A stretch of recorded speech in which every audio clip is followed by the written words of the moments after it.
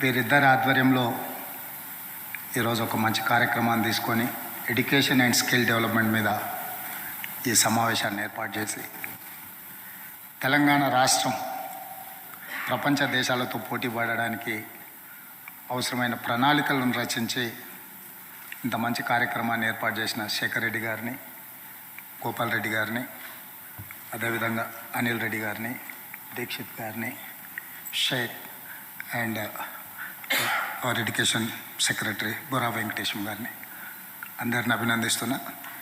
మీరందరూ ఈ కార్యక్రమంలో పాల్గొని తెలంగాణ రాష్ట్రాన్ని అభివృద్ధి పదం వైపు నడిపించాలి అని అంటే ఎడ్యుకేషన్తో పాటు ఎంప్లాయ్మెంట్తో పాటు స్కిల్ డెవలప్మెంట్.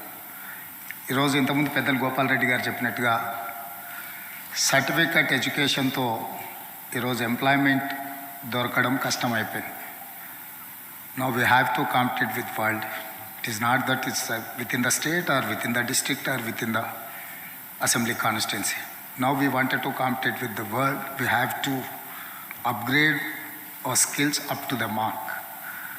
సో మనమందరం, మీరందరూ సిఐఐ సక్సెస్ స్టోరీ మాకందరికి తెలుసు.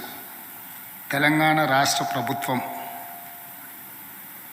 విద్యలో కానీ ఉపాధి అవకాశాల్లో కానీ మీ అందరితో కలిసి మీ అవగాహనను రాష్ట్ర ప్రభుత్వం పంచుకొని భవిష్యత్ ప్రణాళికలను తీసుకొని ముందుకెళ్ళాలని మేము ఆలోచన చేస్తున్నాం. మాకున్న నైపుణ్యము మీలాంటి నిపుణులతో కలిసి మీరిచ్చే సలహాలు సూచనలు తీసుకొని రాష్ట్ర ప్రభుత్వం వాటిని ప్రణాళికలుగా మార్చుకొని రాష్ట్ర ప్రభుత్వం యొక్క విధానాలుగా మార్చి ముందుకు వెళ్ళాలన్న ఆలోచనే మా ప్రభుత్వం యొక్క ఆలోచన. గత ప్రభుత్వాలు లేదా గతంలో నాయకత్వం వహించిన నాయకులు చంద్రబాబు నాయుడు గారు కావచ్చు, డాక్టర్ వైఎస్ రాజశేఖర రెడ్డి గారు కావచ్చు, తర్వాత చంద్రశేఖరరావు గారు కావచ్చు, ముఖ్యమంత్రులుగా రాష్ట్ర అభివృద్ధిలో, ముఖ్యంగా హైదరాబాదు నగర అభివృద్ధిలో వారు చేసిన ప్రయత్నాలు మంచివి ఏమున్నా వాటిని కొనసాగించడానికి మా ప్రభుత్వానికి ఎలాంటి భేషజాలు లేవు.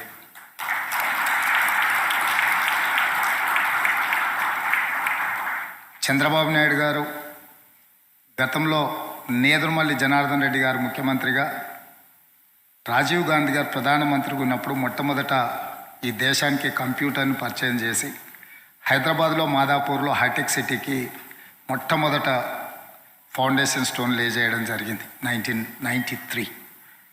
ఆ తర్వాత కాలక్రమేణా అది ఆగిపోయినా మళ్ళీ చంద్రబాబు నాయుడు గారు వచ్చి ఐటీ ఇండస్ట్రీ మనకు ఎంప్లాయ్మెంట్తో పాటు ఈ రాష్ట్రం యొక్క ఎకానమీని నెక్స్ట్ లెవెల్కి తీసుకెళ్ళడానికి ఉపయోగపడుతుందని వారు ఆలోచన చేసి ప్రపంచ దేశాల్లో ఉన్న చాలా ఐటీ కంపెనీలను హైదరాబాద్ నగరానికి తీసుకురావడానికి ప్రయత్నం చేసింది. వారి తర్వాత ముఖ్యమంత్రిగా బాధ్యతలు చేపట్టిన రాజశేఖర రెడ్డి గారు కూడా చంద్రబాబు నాయుడు గారితో ఉన్న రాజకీయ సిద్ధాంతపరమైన విభేదాలే తప్ప అభివృద్ధిలో ఎలాంటి విభేదాలు లేవు అని చెప్పి హైటెక్ సిటీ విషయంలో కానీ, ఔటర్ రింగ్ రోడ్డు విషయంలో కానీ, అంతర్జాతీయ ఎయిర్పోర్ట్ విషయంలో కానీ, హైదరాబాద్లో మెట్రో రైల్ విషయంలో కానీ, హైదరాబాద్ నగరానికి కృష్ణానది, గోదావరి నది జలాలను తీసుకురావడం విషయంలో కానీ వారిద్దరు ఎక్కడ కూడా భిన్నాభిప్రాయాలు వ్యక్తం చేయలే. ఆ రోజు ప్రణాళికలు రచించిన వాటిని ఇంకా వేగంగా ముందుకు తీసుకెళ్ళడానికే వారు కృషి చేసిండ్రు.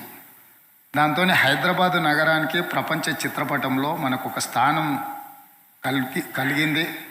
తద్వారా ప్రపంచంలో ఉండే IT industry and pharma industry, ఈరోజు ఫార్మాలో 5 కంపెనీలు వ్యాక్సిన్ ఉత్పత్తి చేసే సంస్థలు భారతదేశంలో ఉంటే 5లో 4 హైదరాబాద్ నగరంలోనే ఉన్నాయి. ఒక్కటి మాత్రమే పూణేలో ఉంది, సిరం. సో ఈరోజు ఐటీ ప్రోడక్ట్స్లో ఆల్మోస్ట్ మన దేశంలో ఉత్పత్తి అయ్యే దాంట్లో 33% మనం తెలంగాణ రాష్ట్రమే ఉత్పత్తి చేస్తుందంటే కూడా ఇది మనకు తెలంగాణ రాష్ట్రానికి ఒక గర్వకారణం. అయితే ఫార్మా ఇండస్ట్రీ ఎందుకు హైదరాబాద్లో ఇంత అభివృద్ధి జరగడానికి, ఫార్మా ఇండస్ట్రీలో పెట్టుబడులు రావడానికి కారణం చాలామంది కాలక్రమేణా మర్చిపోయింది. 1965లోనే శ్రీమతి ఇందిరాగాంధీ గారు ఈ రాష్ట్రానికి హైదరాబాద్ నగరంలో ఐడిపిఎల్ సంస్థని ఇక్కడ కేంద్ర ప్రభుత్వం ఇవ్వడం వల్ల, ఇక్కడ ప్రారంభించడం వల్ల 65లో ప్రారంభించిన ఐడిపిఎల్లో చేసిన చాలామంది సైంటిస్టులు కావచ్చు, ఇతర ఉద్యోగస్తులు ఆ ఎక్స్పీరియన్స్తో బయటకు వచ్చి ఫార్మా ఇండస్ట్రీని స్టార్ట్ చేయడం వల్ల ఈరోజు దేశంలోనే ప్రపంచంతోనే ఫార్మా ఇండస్ట్రీలో మనం పోటీ పడగలిగినాము. ఆనాడు శ్రీమతి ఇందిరాగాంధీ గారు విధానపరమైన నిర్ణయం తీసుకొని హైదరాబాద్ నగరంలో ఐడిపిఎల్ని ప్రారంభించారు కాబట్టే మనం లీడ్ పార్ట్నర్స్ అయిన ఫార్మా ఇండస్ట్రీలో. 2000 కంటే బిఫోరే కర్ణాటక రాష్ట్రం ఎస్ఎం కృష్ణ గారు ఐటీ సైడ్ మోర్ కాన్సన్ట్రేట్ చేయడం వల్ల ఈరోజు కర్ణాటక స్టేట్ పర్టికులర్ బెంగళూరు ఐటీలో వాళ్ళు ముందు ఉన్నారు. అంటే పాలకులు తీసుకుంటున్న నిర్ణయాలు, పాలకులు చేసే విధానపరమైన నిర్ణయాలు ఆ రాష్ట్రం యొక్క ఆర్థిక పురోగతికి ఉపయోగపడతాయి. ఆ విధానాన్ని సంపూర్ణంగా మా ప్రభుత్వం విశ్వసిస్తుంది. అదేవిధంగా ఎక్కడైనా ప్రపంచంలో ఒక నగరంని ఐకాన్గా చూపించినప్పుడు ఒక స్ట్రక్చర్నే మనము మేజర్గా సిటీని ఎగ్జాంపుల్ చేస్తాం. ఇప్పుడు న్యూయార్క్ సిటీ పోతే స్టాచ్యూ ఆఫ్ లిబర్టీ అంటాం, లేకపోతే ఇంకొక దగ్గరకు పోయినప్పుడు ఢిల్లీలో ఇండియా గేట్ అంటాం. ఇట్లాంటివి ఏ స్ట్రక్చర్స్ అయినా మీలాంటి బిల్డర్స్ ఎవరో ఒకరు నిర్మించినవే. అట్లానే హైదరాబాద్లో చార్మినార్ గురించి మాట్లాడినా, హైటెక్ సిటీ గురించి మాట్లాడినా, ప్రభుత్వాలు ఏ నిర్ణయం తీసుకున్నా ఇన్ఫ్రాస్ట్రక్చర్ కంపెనీస్ తీసుకుంటున్న నిర్ణయాలే ఆ నగరాలకు గుర్తింపుగా కేర్ ఆఫ్ అడ్రస్గా మారుతున్నాయి. ఈ హైదరాబాద్ నగరంలో ఔటర్ రింగ్ రోడ్డును ఆ రోజు ప్రణాళికలు చేసినప్పుడు చాలామంది ఇప్పుడు అవసరమా, ఇది అవసరం లేని అన్నట్టుగా మాట్లాడారు. కానీ ఈరోజు అదే లైఫ్ లైన్గా తయారైంది హైదరాబాద్ నగరానికి, పర్టికులర్ తెలంగాణ స్టేట్కి. Whatever we are getting income from different sectors, outer ring road and high-tech city international airport is one of the factor. We cannot ignore outer ring road and high-tech city and our international airport. Because of international airport, we have a very good connection with the other part of the world. That is how we are getting investment. That is how entrepreneurs are coming to Hyderabad. And government is ready to provide whatever their requirement. If there is any clearances are there or otherwise any proposals are there, we are there to work with entrepreneurs, investors. So Hyderabad is the place for investment. Hyderabad is the place for development. So my government is there to support investors and developers, whoever is going to invest in my state.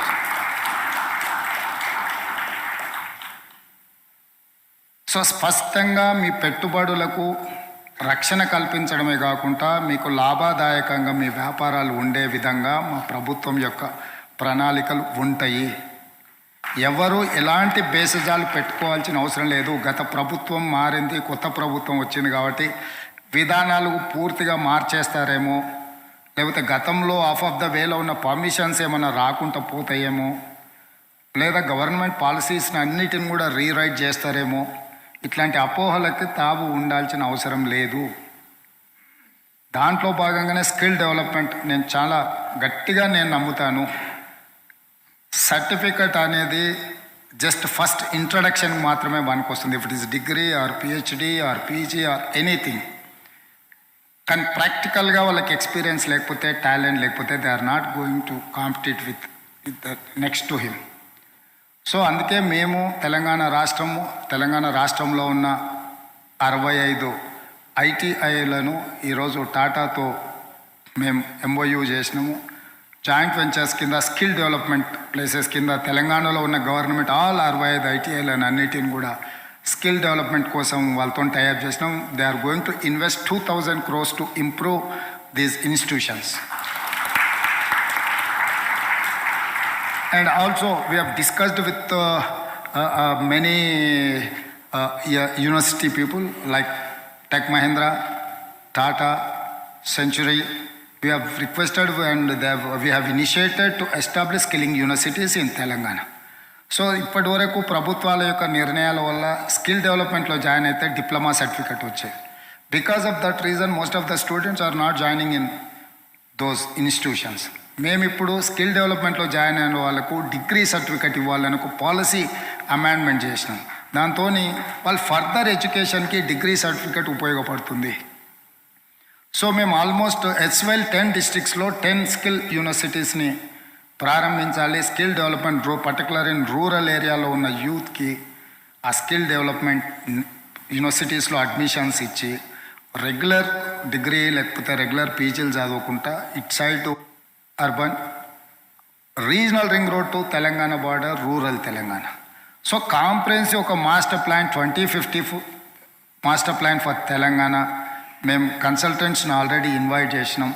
So Telangana మొత్తాన్ని ఒక comprehensive ఒక single unit కింద తీసుకొని తెలంగాణ రాష్ట్రానికి రాబోయే 100 సంవత్సరాలకు అవసరమైన ప్రణాళికలు రచించి ప్రపంచంతో పోటీ పడాలనేదే మా విధానము, మా ఆలోచన. నిన్నటి వరకు ప్రతి చర్చ మన దగ్గర ఉండే ఇన్వెస్ట్మెంట్స్ ఆంధ్రప్రదేశ్కి పోతున్నాయి, మన దగ్గరకు వచ్చిన ఇన్వెస్ట్మెంట్ కర్ణాటకకు పోతుంది, మన దగ్గరకు వచ్చిన ఇన్వెస్ట్మెంట్ తమిళనాడుకు పోతుంది, లేదా తమిళనాడుకు వచ్చే ఇన్వెస్ట్మెంట్ మనం తెచ్చుకున్నాం, ఇట్లాంటి చర్చలు జరుగుతున్నాయి. నేను విత్ ఇన్ ద కంట్రీలో కాంపిటీషన్ చేయడం అనేది హెల్దీ కాంపిటీషన్ అని నేను అనుకోవట్లే. తెలంగాణ రాష్ట్రం ప్రపంచంతోనే పోటీ పడాలనేది నా ఆలోచన, నా విధానం. ప్రపంచంతో పోటీ పడడానికి అవసరమైన ప్రణాళికలు ఏమున్నా మీ వైపు నుంచి మేము మీ సూచనలు, మీ సలహాలని, మీ ఎక్స్పీరియన్స్ని అంతా కూడా తెలంగాణ కోసం ఖర్చు పెట్టండి. మీరు ఈరోజు ఇక్కడికి వచ్చిన స్థాయికి ఎదిగిందంటే మీ వ్యాపారాలలో మీరు రాణించున్నారు అంటే మీకు ఇండివిజువల్ టాలెంట్ ఉంది కాబట్టి అప్ టు ద మార్క్ మీరు వరల్డ్తో మీ ఫీల్డ్లో కాంపిటీట్ చేస్తున్నారు కాబట్టి ఈరోజు ఇక్కడికి రాగలిగినారు. సో మీ ఎక్స్పీరియన్స్ మీ వరకే పరిమితం చేయకుండా దాన్ని గవర్నమెంట్తో కలిసి మీ ఎక్స్పీరియన్స్ని షేర్ చేసుకుంటే భవిష్యత్ తరాలకు మనం ఒక మంచి రాష్ట్రాన్ని, అభివృద్ధి రాష్ట్రాన్ని అందించడానికి అవకాశం ఉంటుంది. కాబట్టి అందుకే ఈ ప్రణాళికలలో regional outer ring road to regional ring road మధ్యలో ఒక డ్రై పోర్ట్ ప్లాన్ చేస్తున్నాం. ఇప్పుడు ఫార్మా సిటీ గురించి చర్చలు జరుగుతున్నాయి. నేను 2-3 సార్లు వివరించే ప్రయత్నం చేస్తున్నాను. 25,000 or 30,000 ఎకర్స్లో డ్రగ్ ఫార్మా పెడితే అక్కడ వచ్చే పొల్యూషన్ కానీ అక్కడ జరిగే పరిణామాలు భవిష్యత్తులో హైదరాబాదు నగరం యొక్క అభివృద్ధి మీదనే ప్రభావితం చేసే అవకాశం ఉంది. అందుకే మేము ఫార్మా సిటీ నుంచి ఫార్మా విలేజ్ల కింద 12 to 15 క్లస్టర్స్ కింద విడగొట్టి డిఫరెంట్ ప్లేసెస్లో 2,000 to 3,000 ఎకర్స్ ఆఫ్ ల్యాండ్ మేము అక్వైర్ చేసి డిఫరెంట్ ఇన్వెస్టర్స్ని డిఫరెంట్ లొకేషన్స్లో యాంకర్ పార్ట్నర్ కింద తీసుకొని వాళ్ళను ఫోకస్డ్గా పెట్టుకొని ఇన్వెస్ట్మెంట్స్ వచ్చే విధంగా ప్రణాళిక చేస్తున్నాం. వన్ అండ్ ద సేమ్ మీరు ఒకే దగ్గర అంటే ఇచ్చేసే కంటే వాటిని క్లస్టర్స్ కింద విడగొట్టి హైదరాబాద్ నగరానికి రావడానికి హైదరాబాద్ బెంగళూరు కావచ్చు, హైదరాబాద్ విజయవాడ కావచ్చు, హైదరాబాద్ నాగార్జున సాగర్ కావచ్చు, హైదరాబాద్ నాగ్పూర్ కావచ్చు, హైదరాబాద్ గుల్బర్గా కావచ్చు, హైదరాబాద్కి రావడానికి ఆల్మోస్ట్ ఒక 14 రేడియల్ రోడ్స్ ఉన్నాయి. ఈ రేడియల్ రోడ్స్ అన్నీ కూడా రీజనల్ రింగ్ రోడ్ని క్రాస్ చేసుకుంటూనే రావాలి. సో ఈ రేడియల్ రోడ్స్ నుంచి ఎయిర్పోర్ట్ నుంచి ఎక్కడికి వెళ్ళాలని కూడా హార్డ్లీ 1 hour, మ్యాక్సిమం 1 hour. సిటీలోకి వచ్చినా కూడా మోర్ దాన్ 1 hour అవుతుంది. అక్కడి నుంచి ఈ ఫార్మా విలేజెస్ దగ్గరికి పోవడానికి కూడా 1 hour కంటే ఎక్కువ పట్టదు. అట్లాంటి లొకేషన్స్ను ఐడెంటిఫై చేసి డిఫరెంట్ ప్లేసెస్లో ఫార్మా విలేజ్ పెట్టి అందులో 2,000 to 3,000 ఎకర్స్ ఆఫ్ ల్యాండ్ని ఎక్వైర్ చేసి ఒక యాంకర్ పార్ట్నర్ని పెట్టుకొని దాని చుట్టూతో డెవలప్ చేసి అక్కడనే అంటే ఇప్పుడు ఇంతకుముందు కోవిడ్లో వర్క్ ఫ్రమ్ హోమ్ ఉండే, నేను ఒకే యూనిట్లో వాక్ టు వాక్ లాగా డిజైన్ చేసి అక్కడనే స్కూలు, అక్కడనే hospital, everything I wanted to create in one roof. So ఎవరు ఎక్కడికి వెళ్ళాల్సిన అవసరం లేకుండా అప్పుడు ఏమవుతుందంటే అకౌంటబిలిటీ ఉంటుంది, రెస్పాన్సిబిలిటీ ఉంటుంది. రేపు పొద్దుగాల అక్కడ ఏమైనా పొల్యూషన్ ఏదన్నా వచ్చినా అక్కడ ఉండే 5 or 6 or 10 ప్లేయర్స్ ఎవరైతే ఉన్నారో మనం వాళ్ళకి అకౌంటబిలిటీ ఫిక్స్ చేయొచ్చు. రేపు ఫ్యూచర్లో ఏదైనా పొల్యూషన్ వచ్చినా జీరో పొల్యూషన్ లాగా మనం ప్లాన్ చేయొచ్చు. జైరాబాద్లో నిమ్స్ మనకి ఆల్రెడీ ఒక ప్రాజెక్ట్ గవర్నమెంట్ ఆఫ్ ఇండియా నుంచి అప్రూవల్ అయింది ఉన్నది. అక్కడ ఆల్మోస్ట్ మనకు 10,000 to 12,000 ఎకర్స్ ఆఫ్ ల్యాండ్ ఉన్నది. హుండైకి already 400 acres of land allot చేసినాం. హుండై ప్లాంట్ వస్తుంది. రిమైనింగ్ ఫార్మా ఏదైతే బ్రౌన్ ఫీల్డ్ ఉండే ఫార్మర్స్ని అన్నిటిని కూడా అక్కడికి తీసుకెళ్ళాలి అని అనుకుంటున్నాము. సో ఇట్లా ప్రణాళికాబద్ధంగా నెక్స్ట్ 100 yearsకి మనకి ఏం కావాలనో ఈరోజు మనం ప్లాన్ చేసుకుంటే మనకు ఉపయోగపడుతుంది. మనకి ఇన్నర్ రింగ్ రోడ్ ప్లాన్ చేసినప్పుడు చాలామంది ఇన్నర్ రింగ్ రోడ్ అవసరం అన్నారు. కానీ ఇన్నర్ రింగ్ రోడ్ ఇప్పుడు ఎట్లయిందో మీరు చూసిన. అక్కడ నుంచి అవుటర్ రింగ్ రోడ్ వచ్చినప్పుడు కూడా ఇట్లాంటి డిస్కషన్సే కొన్ని జరిగినాయి. అంటే మనం ఒక ఇన్నోవేటివ్ ఐడియాతో ముందుకు వచ్చినప్పుడు ప్రోస్ కాన్స్ ఎప్పుడు ఉంటాయి, డిస్కషన్స్ ఉంటాయి. సో వాటిని దృష్టిలో పెట్టుకొని మనం చేసే ప్రయత్నాన్ని ఆపితే దానివల్ల రాష్ట్రానికి ప్రయోజనం ఉండదు. అందుకే నిన్న గవర్నమెంట్ ఆఫ్ ఇండియాతోని గవర్నమెంట్ ఆఫ్ తెలంగాణ డిస్కషన్ చేయడం, మినిస్టర్స్ని కలవడం అనేది it is not an political deal, it is an administrative matter. So అందుకే ఇంత హెక్టిక్ ప్రోగ్రామ్స్ ఉన్నా కూడా మేము నిన్న వెళ్ళి నితిన్ గడ్కరీ గారిని కలిసి కంప్లీట్ రీజనల్ రింగ్ రోడ్ను ఒక నేషనల్ హైవే కింద దానికి ఒక నెంబర్ ఇచ్చి దానికి కావలసిన సపోర్ట్ గవర్నమెంట్ ఆఫ్ ఇండియా నుంచి ఏం కావాలనో వారిని వెళ్ళి కలవడం జరిగింది. అంతకంటే ముందు ప్రధానమంత్రిని కలవడం జరిగింది. కన్సర్న్ మినిస్టర్స్ని అందరినీ కూడా రైల్వేస్లో కానీ జలశక్తి మినిస్టర్ కానీ మాకు ఎలాంటి భేషజాలు లేవు అని చెప్పడానికే నేను ఈ సంఘటనలన్నీ చెప్పదలుచుకున్నా. ఎలక్షన్స్ అయిపోయినాయి, రాజకీయాలు పోలింగ్ ముగిసిన తర్వాత రాజకీయాలకు కూడా విరామం ప్రకటించాల్సిన అవసరం ఉన్నది. ఇప్పుడు మా ఫోకస్ అంతా అభివృద్ధి మీదనే. ఈరోజు మీరు పిలిచినా మేము ఎందుకు ఇక్కడికి వచ్చి మీతో కూర్చుంటున్నాము అని అంటే, ఇందులో మీరు ఎక్స్పర్ట్స్, మీ నుంచి నేను నేర్చుకోవాల్సిన అవసరం ఉంది, మీ నుంచి మీ అనుభవాన్ని తీసుకోవాల్సిన అవసరం ఉంది, మీ అనుభవాన్ని రాష్ట్రానికి పంచాల్సిన బాధ్యత ఉన్నది. నెక్స్ట్ జనరేషన్స్కి డైరెక్షన్ వేసుకున్నారు. బట్ సర్టిఫికేట్ తీసుకొని వస్తున్నాడు కానీ బయటకు వచ్చిన తర్వాత వాళ్ళకి ఎక్కడ వెళ్ళాలనో తెలియదు. ఏం చదువుకున్నోడికి 50,000 జీతం వస్తుంది, బాగా చదువుకున్నోడికి 15,000 కూడా జీతం ఇవ్వడానికి రెడీగా లేరు. ఇక్కడెక్కడో గ్యాప్ ఉంది. మనం చిన్న చిన్న ఇల్లు కట్టుకుంటే కూడా సైట్ సూపర్వైజ్ కోసం ఎత్తుకుతే ఎక్స్పీరియన్స్ ఉన్నోడు వస్తేనేమో మనం 50 ఇస్తున్నాం. ఇంజనీరింగ్ చదువుకున్న వాళ్ళు 15,000 జాబ్ చేస్తాం సార్, ఏదైనా ఉద్యోగం ఇప్పించాలని వస్తారు. ఆల్మోస్ట్ ఎవ్రీడే మా కాన్స్టిట్యున్సీ నుంచో తెలిసిన వాళ్ళు చాలామంది పిల్లలు వస్తుంటారు. తక్కువ శాలరీతో పని చేయడానికి ఎవరు వస్తున్నారంటే ఇంజనీరింగ్ సర్టిఫికేట్ తీసుకున్న వాళ్ళు వస్తున్నారు. నేను వాళ్ళతో చాలాసేపు ఊరికే ఇంటరాక్ట్ అవుతూ ఉంటాను. ఎందుకు వీళ్ళు 15,000 20,000 కూడా పని చేయడానికి రెడీ ఉన్నాం సార్, ఎక్కడైనా జాబ్ చెప్పండి అంటుందంటే వాళ్ళ చదువుకి వాళ్ళ ఎక్స్పీరియన్స్కి అసలు ఎలాంటి సంబంధం లేకుండా ఖాళీగా ఉండడం వల్ల ఫ్రస్ట్రేషన్లో రకరకాల డీవియేషన్స్ మనం చూస్తున్నాం రాష్ట్రంలో. ఒకప్పుడు మన దగ్గర ఎప్పుడు గంజాయి, డ్రగ్స్ ఇట్లాంటివి వినిపించేదే కాదు. ఈరోజు ఏ రోజు పేపర్ తెరిచినా ఇట్లాంటి వాటిని మనం చూస్తున్నాం. వీటన్నిటికీ కారణం యంగర్ జనరేషన్ ఎంప్లాయ్మెంట్ దొరకకపోవడం, లేదా వాడికి సర్టిఫికెట్కి వాడి ఉద్యోగానికి పొంతన లేకపోవడము, సర్టిఫికెట్ రాగానే ఏదో అయిపోతామని ఊహించుకొని ఏది కాకపోవడం వల్ల నిరాశ నిస్పృహలతోని ఇట్లాంటివి సమాజానికి చెడు జరిగే విధంగానే పరిణామాలు ఉంటున్నాయి. కాబట్టి వీటన్నిటి నుంచి బయటికి రావడానికి మీ అందరి సహకారం అవసరము. మా ప్రభుత్వం మీకున్న అనుభవాన్ని తప్పకుండా స్వీకరిస్తుంది. పర్టికులర్గా ఈరోజు మా ఎడ్యుకేషన్ సెక్రటరీ వచ్చినా, లేకపోతే మా పేషీ నుంచి మిగతా అధికారులు వచ్చినా, లేకపోతే ఇండస్ట్రియల్ సైడ్ నుంచి వచ్చిన వీళ్ళంతా మేమంతా ఎందుకు వచ్చినామనంటే మీ అందరితో కలిసి ఈ ప్రభుత్వం అనేది మీది మనది, ఈ ప్రభుత్వం అనేది అందరిది. మీరందరూ కోరుకుంటేనే మేము ఇక్కడ ఉన్నాం. పాలసీ పెరాలసిస్ రావద్దు.